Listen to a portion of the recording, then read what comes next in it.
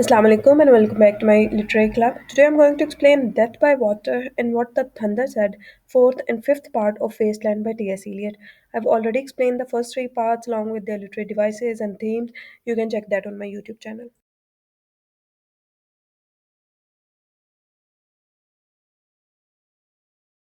Death by Water.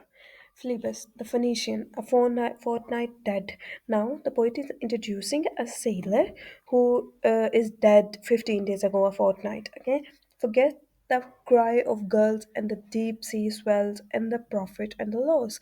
Now, he's describing as the finality of death that the person who is dead, the sailor who is dead, lost all his sensory experience. He said he could not hear the cries of girls, he could not see the deep sea, and also he could not worry over this profit and loss because once he was concerned with trade and financial gain all his life, but now he no longer cares about this worldly success. Okay, so all these things are meaningless for him now. In these lines, poet is giving us a visual and auditory imagery. A current under sea picked his bones in whisper. Now, poet is describing, Eliot is describing that oceans continue to move. Okay, so there are currents in it, and his bones, the bones of the sailor, are going up and down with it.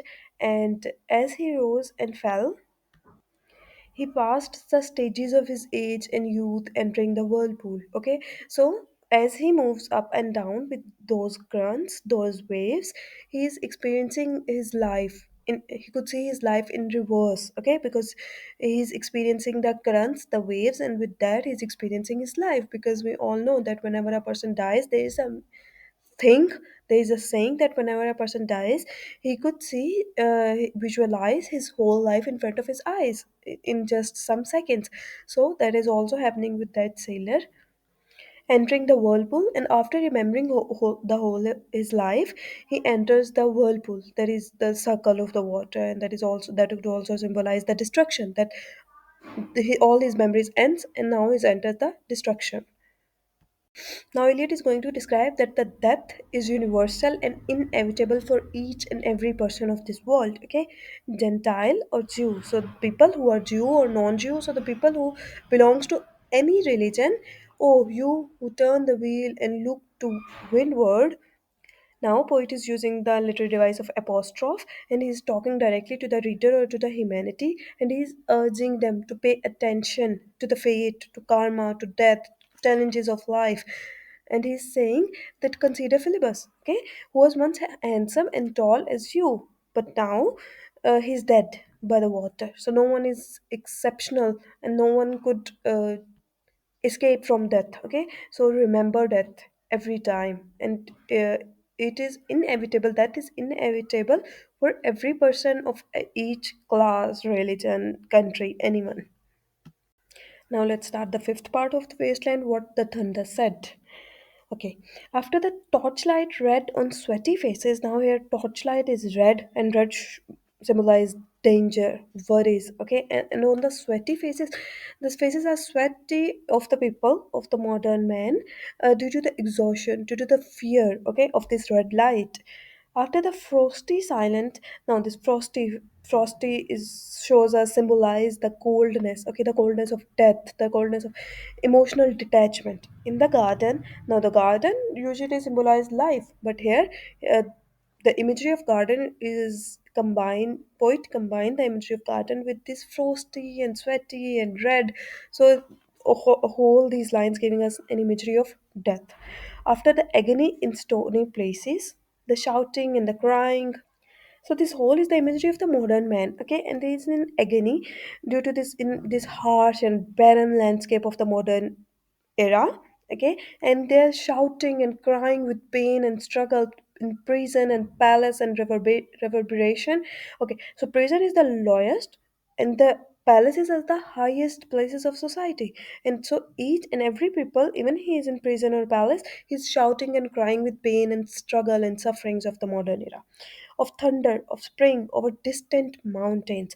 Now, Spring symbolizes rebirth, renewal, hope, and here the spring is over the distant mountains. So here are the unfulfilled promises of the change, because nothing is going to change. There could not be any renewal because the spring is at the distant mountains. He who was living is now dead. We who were living are now dying with a little patience. Okay, so he's saying that the people who died in these world wars, okay, they are dead, and we who are living are also dying. Okay, but this is just a matter of time that when our the heart is going to stop beating, but we are dead inside. Okay, so the death is inevitable. It's just the time, because the livings are also lives are also fading. Okay, we are living, but Eliot is saying that we are living, but we are not actually living. We do not have any purpose. We do not have any spirituality in us. So we are dead now. Now he's going to describe the wasteland in a very bleak manner, in the loss of spirituality, the loss of culture, the loss of ethics in the modern man, in the modern era. So let's see. Here is no water, but only rock. Rock and no water and the sandy road. Okay, now look at the barrenness of the place.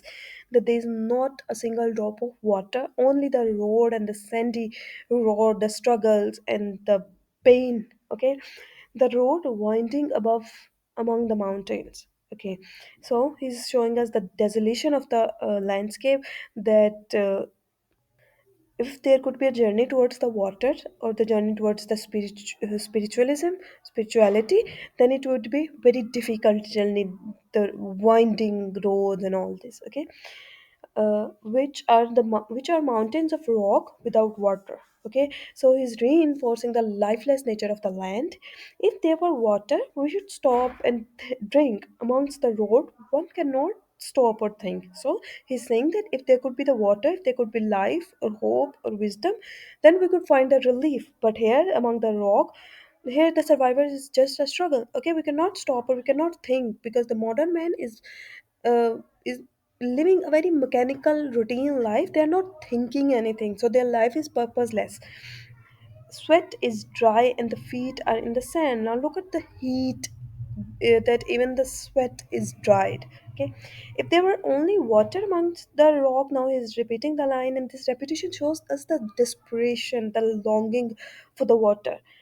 Dead mountains mouth of carious teeth that cannot spit. Now he's personifying the mountains, that even the mountains have the mouth. Okay, and so he's giving us uh, he's giving mountains the attribute of human to have the mouth, and he's saying that even mountain could not spit the water. Okay, so he's emphasizing the decay. Here one can neither stand nor lie nor sit. He's emphasizing on the mechanical routine of the modern man, that there is no comfort.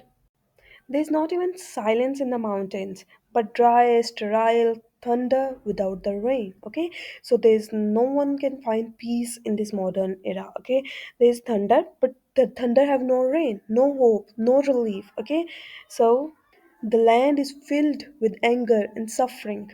There is not even solitude in the mountains. Okay, so the people who are living in this modern era are trapped in this lifeless environment. They cannot escape this. They could not have the rain.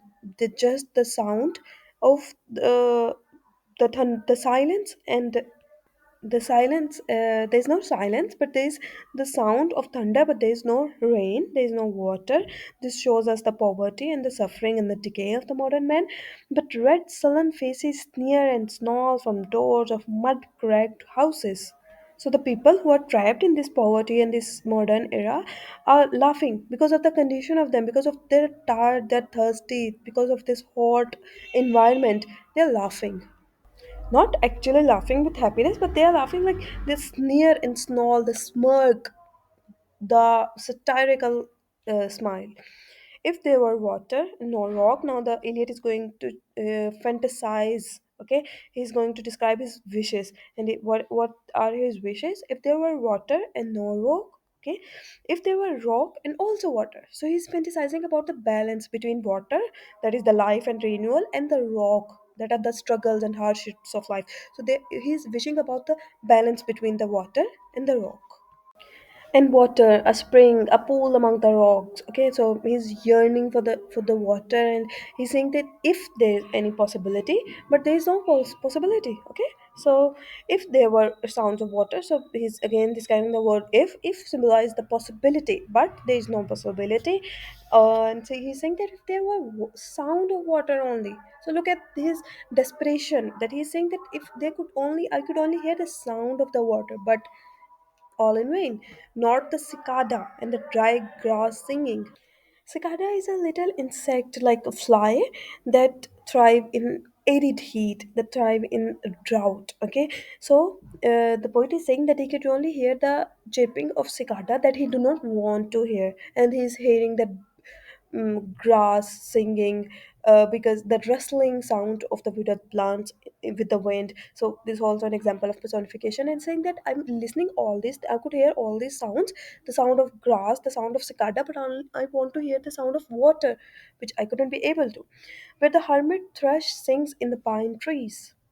Now the hermit thrush is the bird with a very beautiful voice. Okay, so he's saying that even his song, his voice cannot bring the relief to me right now. Okay, drip drop drop drop drop. Okay, so this is also an example of onomatopoeia, that is a literary device.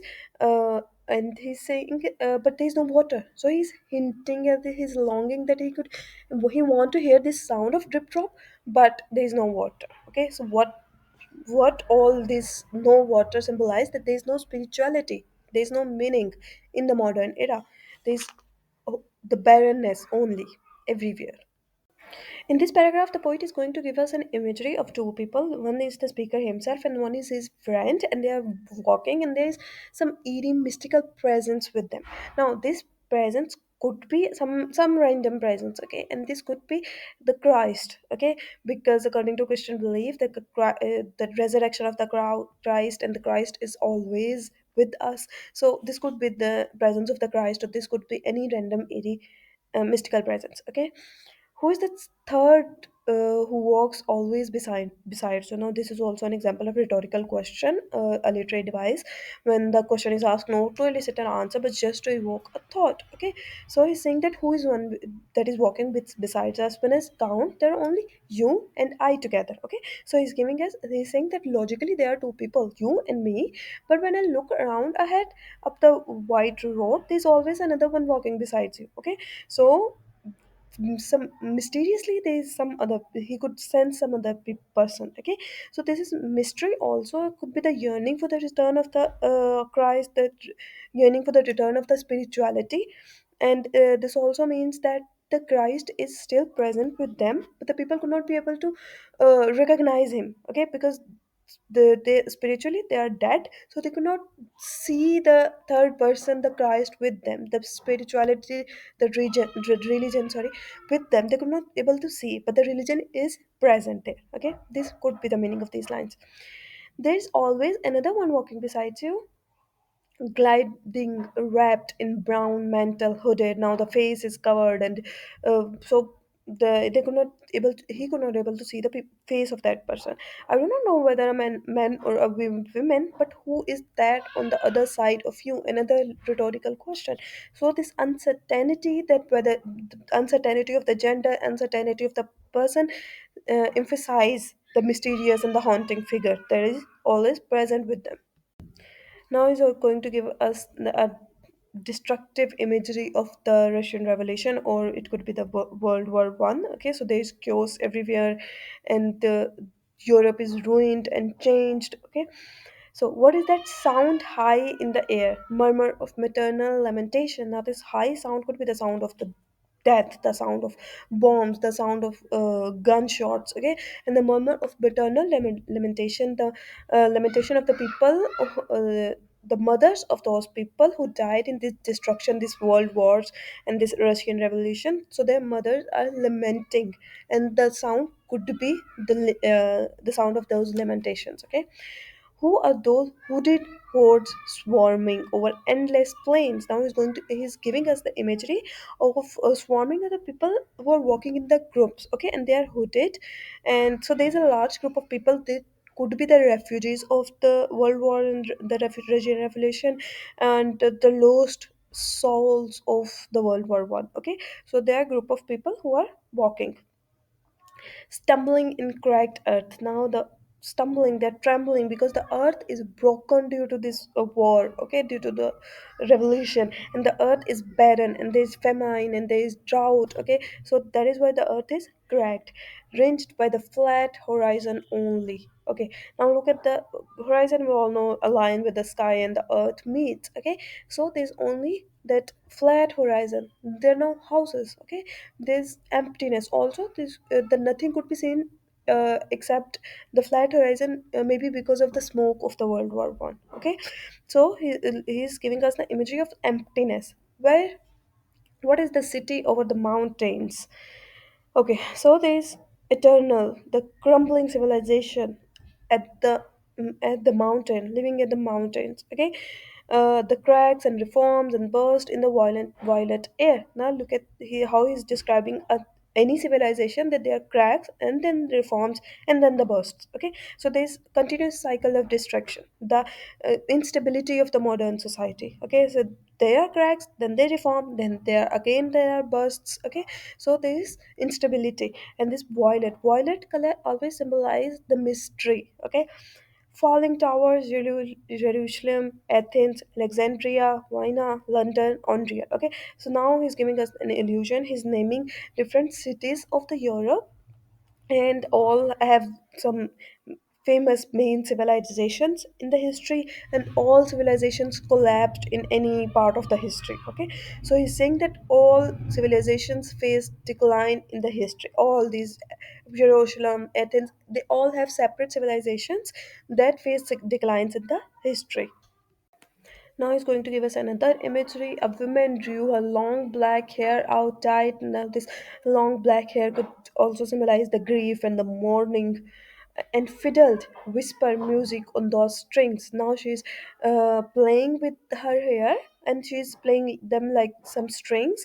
Here he's using hair as violin, and this fiddled whisper music shows us that she's singing kind of music, and that music is eerie. That music could be the lamentation, that music could be the dirge. Okay, so,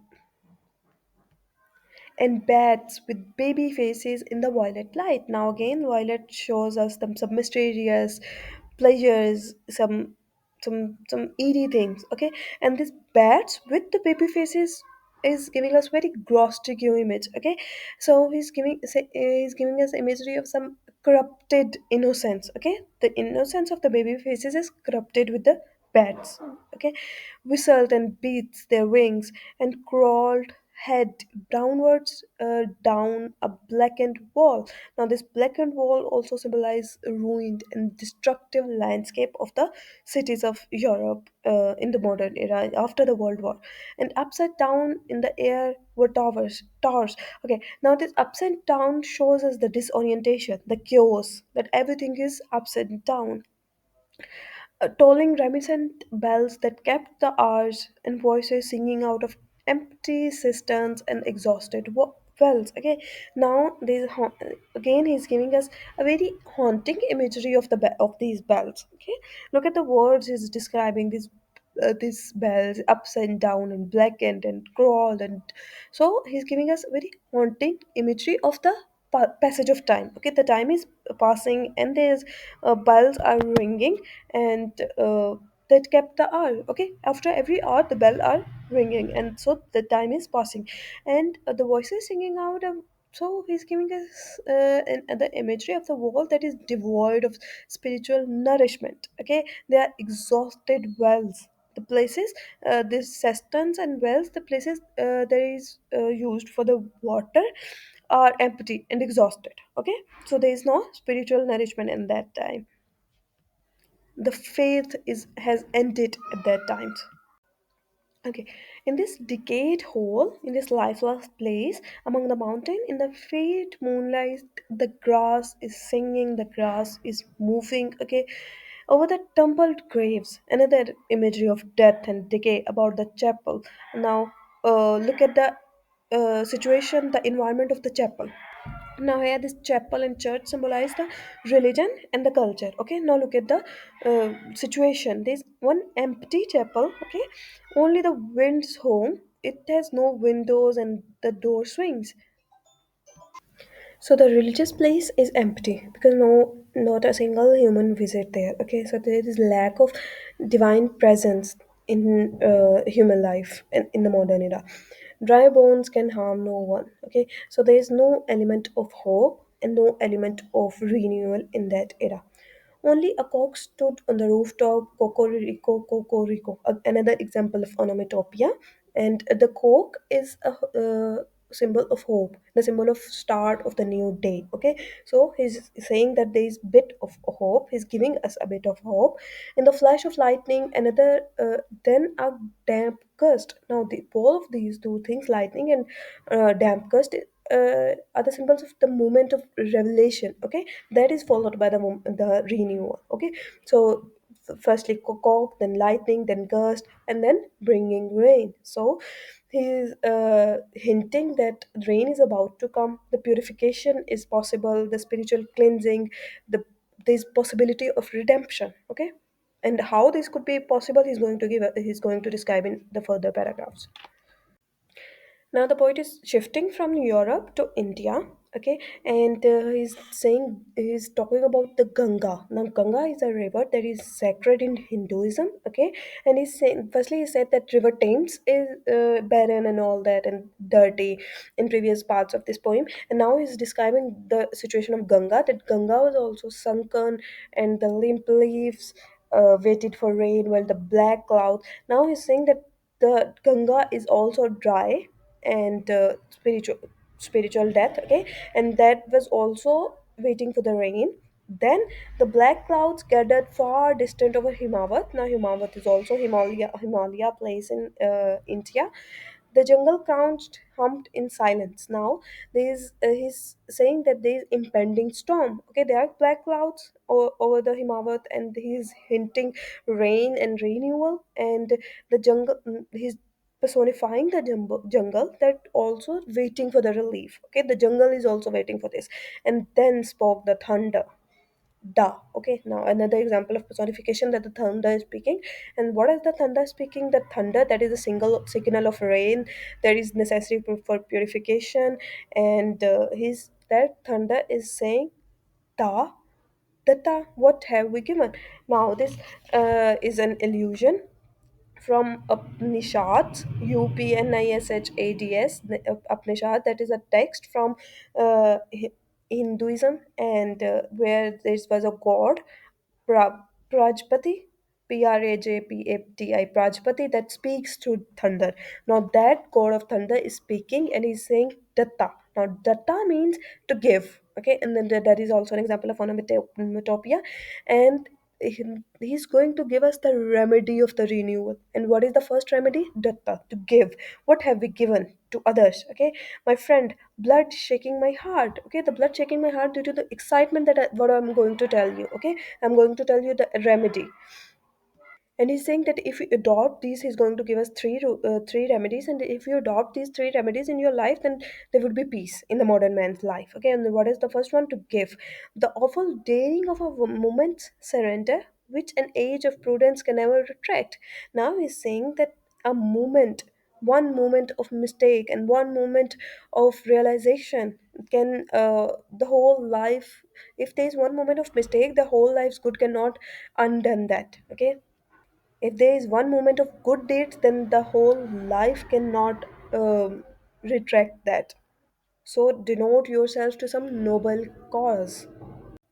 By this and this only we have existed, which is not to be found in our obituaries. Okay, he's saying that we, the only purpose of the only cause, the true cause of our existence is found in bold acts of love, passion, sacrifice. Okay, the great cause is the why we are existing, and that causes are not be written on our tombstones. Okay, they're not be written in our some kind of wills and newspapers. Okay, so the good deeds that exist, that is the purpose of our life, why we are existing in this world, are not be written at anything. Okay, or in memories draped by the beneficent spider. Now, the spider here symbolized the forgetfulness, or under seals broken by the lean solicitor in our empty rooms. So, he's saying that memory fades, legal documents, for example, wills, are meaningless in capturing some true experiences.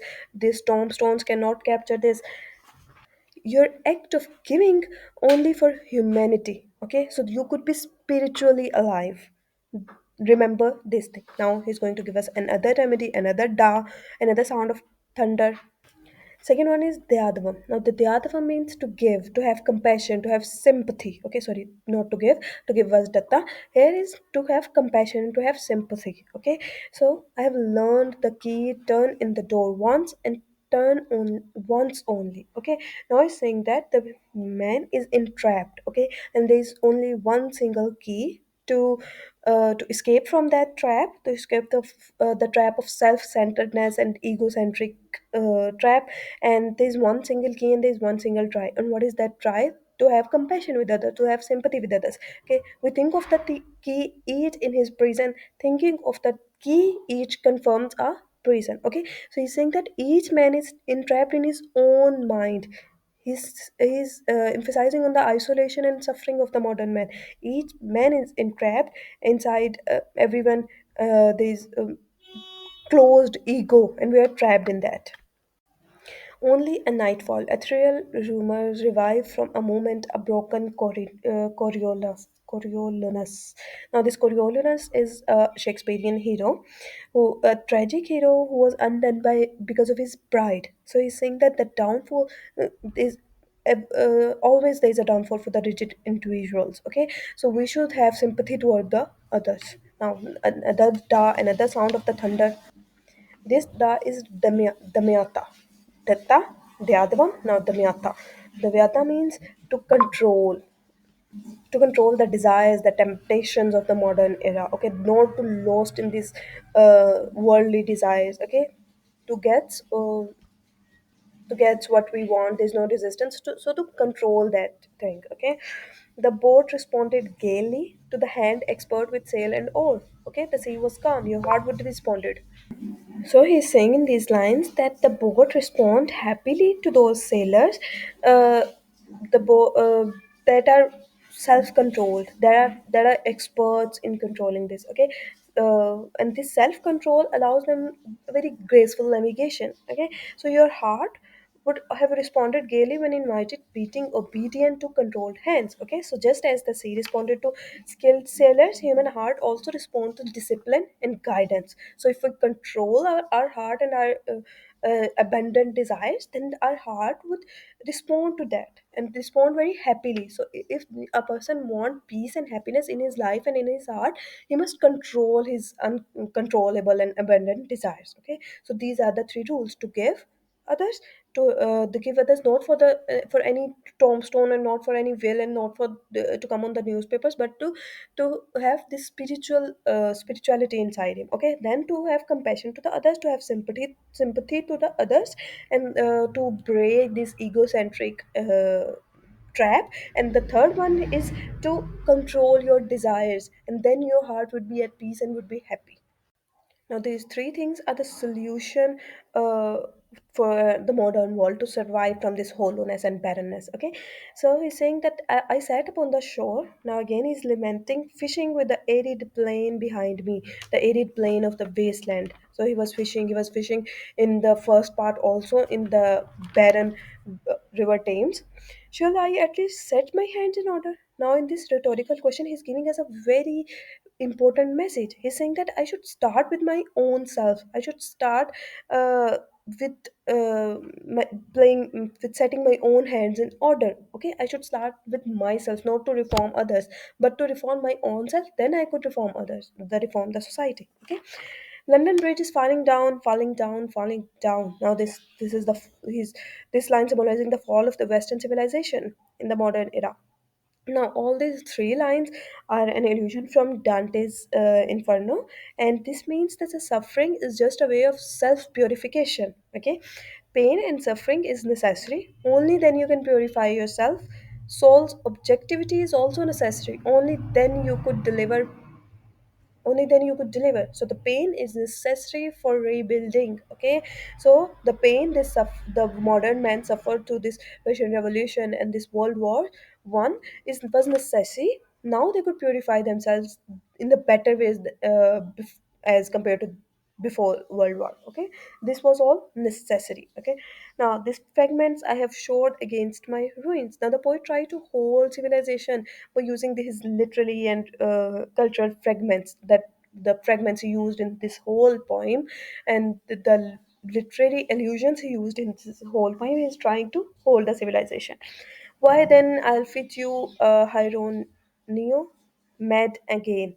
Now, this line is an illusion. This line is borrowed from the Spanish tragedy by Thomas Keats, and in that drama, there was a grieving father who descends into the madness. Okay, as Eliot is descending into the frustration of madness. Okay, so he's saying that spiritual madness is better than the spiritual hollowness. Okay, so I am falling into the madness, the spiritual madness, which is necessary. Okay, and then again, Datta, Dayadhvam, Damyata, to give, to sympathize, to control, that is that remedy, and then Shanit, Shanti, Shanti, Shanti. Okay, there is a Sanskrit line, Sanskrit words from Hindu mythology, and this being he's giving us the kind of blessing. Okay, he's offering us the path forward to follow these the Dayadhvam, the Myata, and then there would be Shanti, there would be peace. Detach yourself from this world and attach yourself to spirituality, then there would be happy life, there would be peace.